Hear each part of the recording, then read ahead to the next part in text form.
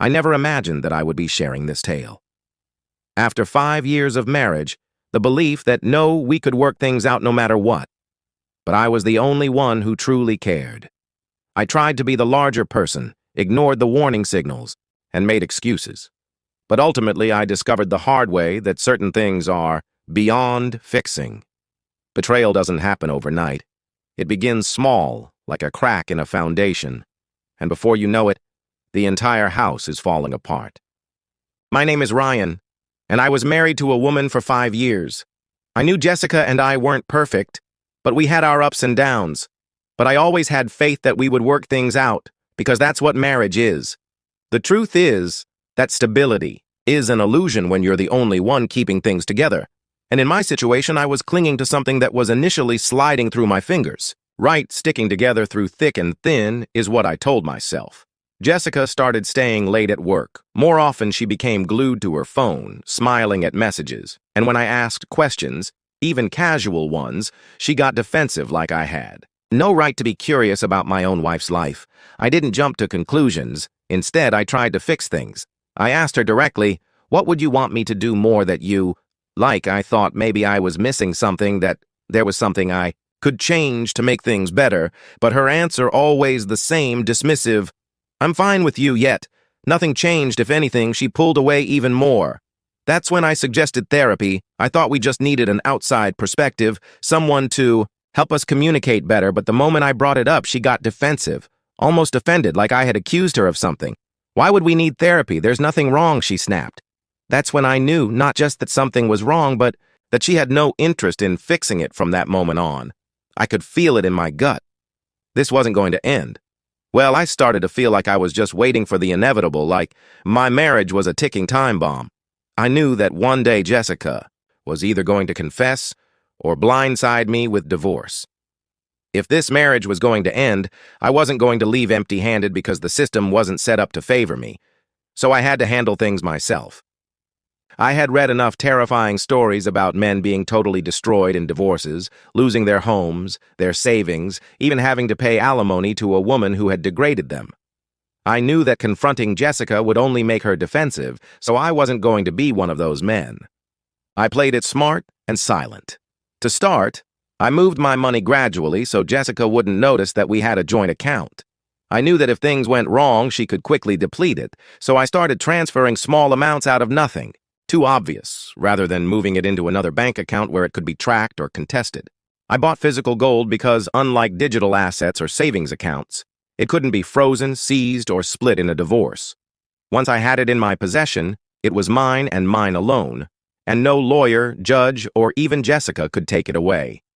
Every time I put another bar inside the safe, which was hidden away and only I knew existed, it felt like I was taking back control of the situation piece by piece. However, money wasn't the only thing I had secured. I also began mentally getting ready to go, which required some thought. Beyond money, where would I go? The objective was straightforward. When the time came, I wouldn't be scrambling, I wouldn't be caught off guard, and through it all, I remained silent. Jessica had no idea what I was doing one evening. Jessica was supposed to be home soon. I had started making dinner a habit I had picked up since she always claimed she was too tired to cook. But then my phone rang and it was her I picked up, and she said, "I'll be staying at my boss's place overnight. He wants us to work on some tasks." My grip on the phone tightened, but I stayed calm. "How many of you will be working there?" I asked it as if I didn't already know the answer. Her response was immediate, sharp, irritated, dripping with contempt. "What kind of question is that? Are you auditing me? Do I need your permission now?" Then click. She hung up. I stood there staring at the phone screen. I already knew she was cheating: the late nights, the secrecy, the growing resentment in her voice. But this wasn't just cheating. This was open, blatant disrespect. She wasn't even trying to hide it anymore. She had reached the point where she believed she could do whatever she wanted, and I would just sit there and take it. She thought wrong.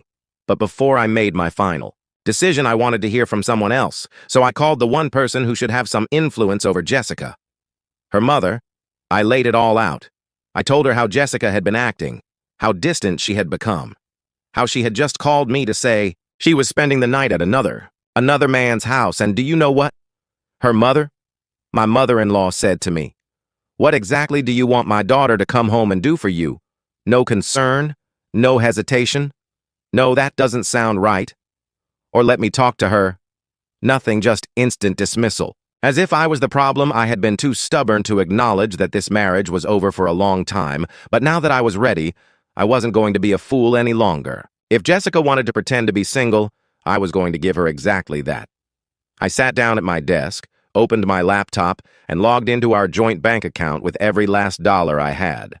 The purchase went through instantly, and then our joint account was empty. I moved quickly. I took out my crucial papers, certificate of birth and passport records of finances. I didn't intend to bring my old life with me. I only packed the clothes that were necessary and enough to last me until I could buy more. I took a final stroll around the house, taking in everything I was leaving behind, but I did leave one item. I removed my wedding band, set it on the kitchen counter, and wrote a little note next to it. "I was only your safety net. I was never your husband. Good luck." Nothing more needed to be said, so I didn't write. She had already made her decision, and I was now making mine. By the time the sun rose, I had left in silence, not even bothering to turn around. The streets were deserted, mirroring my attachment to that house. The car dealership was my first stop. My car wasn't a fancy vehicle, but it was valuable enough to provide me a significant financial boost for the future. I accepted the offer, signed the paperwork, and left with the money in my pocket before it was time to take the last step and leave the country. Some people believe that closure comes from a final conversation or grand confrontations where both parties lay everything on the table, but I knew better. Mexico had always been my dream, a place where I could live cheaply and start over. Jessica had always put an end to the idea, saying it was impractical and that we needed to stay put and build a life here, but we didn't exist anymore. Now that I was free, and for the first time in a long time, I felt like I was finally making a decision for myself. I never spoke to Jessica again. Closure comes from action, not words, and I had already decided that I owed her nothing. She was aware of what she had done and the life she had thrown away, and she would have to live with it moving forward. By the time she realized I was gone, she most likely checked our joint account and saw it was empty. I can only imagine the panic that must have set in when she called me right away, her fingers shaking on the screen, her mind racing for an explanation that would never come. I never answered her calls, and in the days that followed, my phone buzzed non-stop, with her name flashing on the screen occasionally in messages and calls that I could have answered. But why wasn't she calling because she missed me? When she realized the safety net was gone, she called. I didn't respond to her texts. Instead, I saw lengthy paragraphs that began with questions, accusations, and apologies. After I gave her nothing, the messages became more desperate and empty, and finally they stopped. A week later, as I was getting used to my new life in Mexico, she was forced to accept the fact that I was gone and wouldn't be returning. Before I ever left, Jessica got the divorce papers for my lawyer. My lawyer had started the procedure so that the documents would be served as soon as I was safely abroad. Now that she was living alone, she was solely responsible for the house, the bills, and the mortgage. She was initially upset when I told her that she had received the paperwork, and then she began sending me texts one after the other because she knew I wouldn't answer her calls. "You're a coward, so you just vanished like a deadbeard."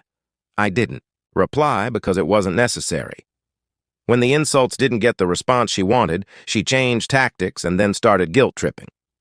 We had problems, of course, but every couple has them, and we could have worked this out. I was stressed out from work, so that's why I acted that way. I needed space, but that didn't mean I didn't love you again. All of her angry messages only demonstrated that she wasn't sorry, just angry that she didn't have control. She wasn't apologizing. Rather, she was merely attempting to coerce me into returning. And when she saw that guilt wouldn't work, she finally broke down and began pleading, "Please, I made a mistake." Silence and allowing her to talk to herself was more fulfilling than anything I could say. "Ryan, please let's meet just once so we can talk. I miss you."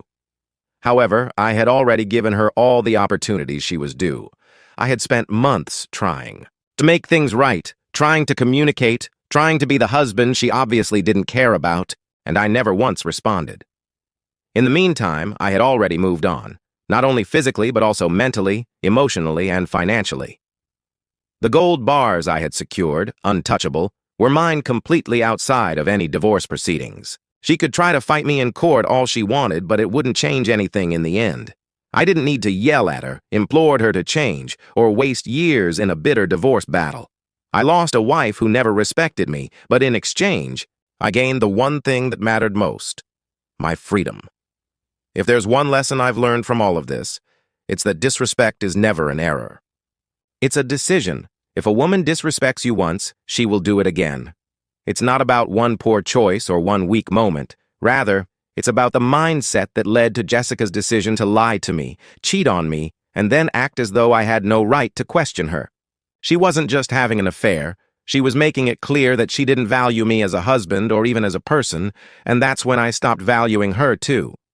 A woman who already views you as disposable won't suddenly respect you because you demand it.